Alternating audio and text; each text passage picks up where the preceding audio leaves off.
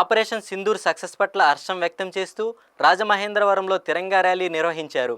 Kotagummam centre, main road మీదుగా Kotipalli bus stand వరకు సాగిన ఈ ర్యాలీలో పర్యాటక శాఖ మంత్రి కందుల దుర్గేష్, ఎంపీ దగ్గుపాటి పురంధేశ్వరి, ఎమ్మెల్సీ సోమవీర్రాజు, ఎమ్మెల్యేలు, అధికారులు, వివిధ సంఘాల నాయకులు, పురప్రజలు, ఎన్సీసీ క్యాడెట్లు, మాజీ సైనికులు పెద్ద సంఖ్యలో పాల్గొన్నారు.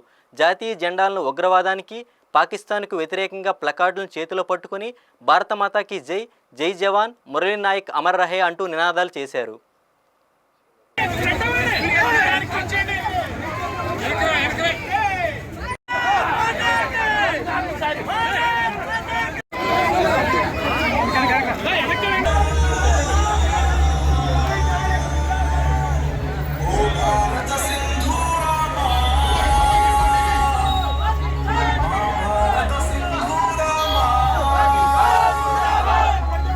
మాతృదేశ